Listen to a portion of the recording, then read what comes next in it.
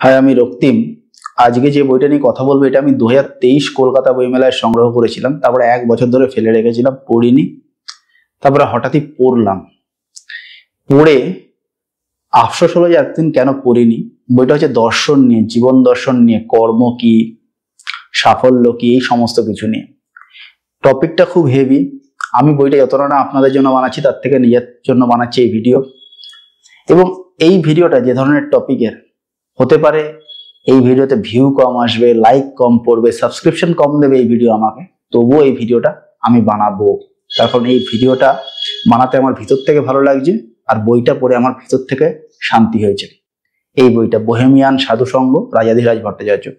এই বইটার পার্ট 2 এবছর বইমেলায় বেরিয়েছে, কিন্তু এটা পার্ট 1 গত বছর কালেক্ট করা। দাম হচ্ছে 250 টাকা। এটা এবছরও একই দাম আছে কিনা আমার জানা নেই। আর পেজ নাম্বার হচ্ছে 135। আর খোয়াইয়ের বই এটা।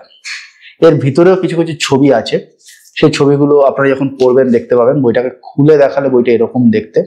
সাধু বাবা এবং তার সামনে বসে আছে যে ক্যারেক্টারটা, প্রিজিউমেবলি সেটা লেখক। এখানে রয়েছে লেখক পরিচিতি এবং এখানে রয়েছে হচ্ছে ব্লার্ব। এখানে 4টে চ্যাপ্টার আছে: মহাকালের গুপ্তবিদ্যা, সাধক ও সাধনা, গান্ধার তন্ত্র রহস্য, বৈষ্ণব তন্ত্র রহস্য। এই হচ্ছে 4টে চ্যাপ্টারের নাম। এটা হচ্ছে তন্ত্র সাধনার উপর, ভারতবর্ষের তন্ত্র সাধনার উপর নন ফিকশন। আমরা জানি এখন বাংলা সাহিত্য ডমিনেট হয়েছে তান্ত্রিক থ্রিলার, তান্ত্রিক হরর বা এই টাইপের বহু বই। সেগুলো কিছু কিছু আমিও পড়েছি, খুব যে খারাপ এরকমও নয়। কিন্তু তন্ত্র বিষয়ক নন ফিকশন আমি প্রথমবারই পড়লাম এবং খুব উপাদেয় ভাবে লেখা হয়েছে। তো চলুন বইটার ব্যাপারে পজিটিভ নেগেটিভ নিয়ে একটু আলোচনা করি। প্রথমত বইটার ব্যাপারে কোনো নেগেটিভ নেই, সুতরাং নেগেটিভ আমি কিছু বলতে পারবো না।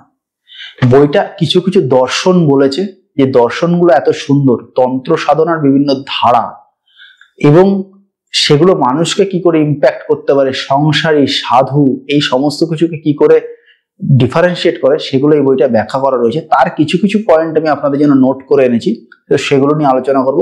সেগুলো পজিটিভ পয়েন্ট, এছাড়াও অজস্র পজিটিভ পয়েন্ট রয়েছে। প্রথম হচ্ছে যে কনসেপ্টটা বলা রয়েছে, যেটা নিয়ে আমি একটা কমিউনিটি পোস্ট দিয়েছিলাম, সেটা হচ্ছে নাস্তিক বলে কিছু নেই। তার কারণ বলা হচ্ছে অহম ব্রহ্ম, অর্থাৎ আমি ব্রহ্ম, আমি ঈশ্বর। অর্থাৎ কেউ যদি বলে আমি ঈশ্বরের অস্তিত্বে বিশ্বাস করি না, তার মানে সে নিজের অস্তিত্বে বিশ্বাস করছে না। সে জীবিত অবস্থায় কি করে সম্ভব সেটা? সুতরাং নাস্তিকটা একটা কথার কথা, এটা জাস্ট একটা টার্মিনোলজি। এই এই কেসটা বা এই বিষয়টা এক্সিস্টই করে না। এই বই সেটা বলছে এবং তার সপক্ষে যুক্তি দিয়েছে, যেটা কিন্তু যথেষ্ট লজিক্যাল মনে হচ্ছে, আমার ভালো লেগেছে। এর পরেরটা হচ্ছে খুব ইন্টারেস্টিং একটা ব্যাখ্যা। এটা আমি জানতাম। ইনফ্যাক্ট ভারতবর্ষের এক বিখ্যাত শিক্ষা প্রতিষ্ঠানের পাঞ্চলাইন হচ্ছে কর্মসু কৌশলম, কর্মেই কুশলতা, কর্মেই আপনার উন্নতি হবে।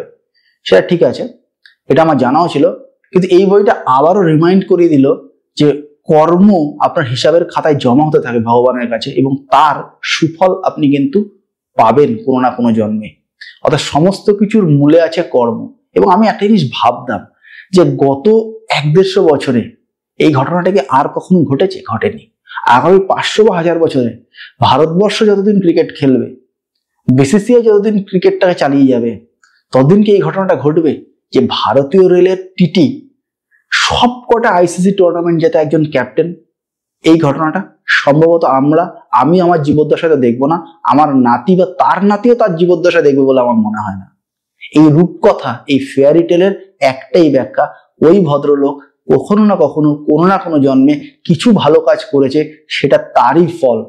ভারতীয় রেলের টিটি থেকে তিনি একজন বিশ্ব চ্যাম্পিয়ন এবং সমস্ত আইসিসি টুর্নামেন্ট জেতা একজন অধিনায়ক।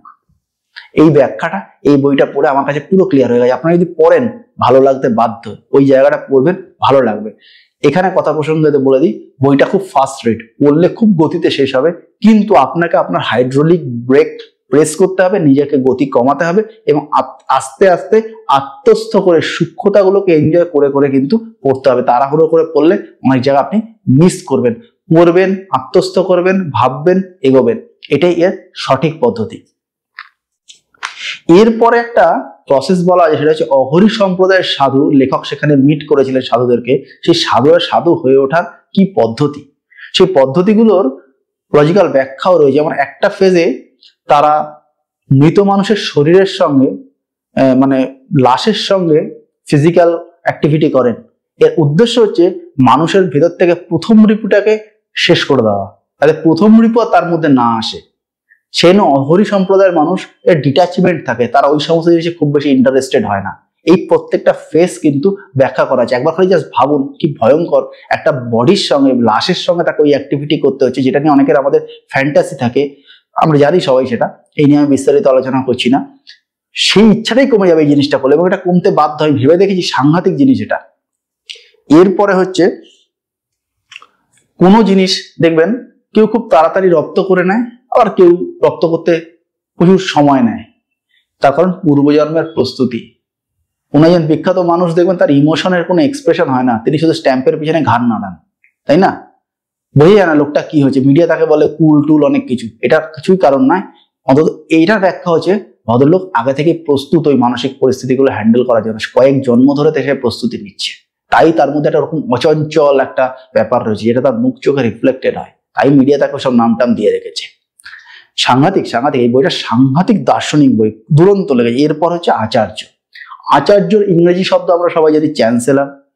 অনেক বিশ্ববিদ্যালয়ের চ্যান্সেলর থাকে, অনেক বিশ্ববিদ্যালয়ে যেমন বিশ্বভারতীর চ্যান্সেলর হয় প্রধানমন্ত্রী, বিভিন্ন সময় ইন্দিরা গান্ধী, রাজীব গান্ধী, জওহরলাল নেহরু এরা চ্যান্সেলর থেকেছেন, এখনো কেউ একজন আছে, ফাইন। কিন্তু আচার্য মানে কি, এর ব্যাখ্যা কি? আচার্যের একটা সুন্দর ডেফিনেশন এখানে দেওয়া আছে। তিনি আমার জন্য আচার্য, যিনি আমার আচার বিচার ও সংস্কারের আর্য, তিনি আচার্য। আমার জীবনের এই জিনিসগুলোকে যে ডিফাইন করে দেবে, সে হচ্ছে আমার জন্য আচার্য।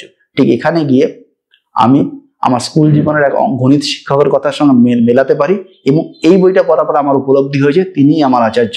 কারণ যখন আমি নিজেকে নিজে ট্রাস্ট করিনি, সেগুলো নিজের ব্যক্তিগত ঘটনা আমি বলছি না, বা আমার বাড়ির লোক আমাকে ট্রাস্ট করেনি, তিনি আমাকে ট্রাস্ট করেছিলেন, বলেছেন একে দিয়ে কিছু হলেও হতে পারে, let me try with this guy.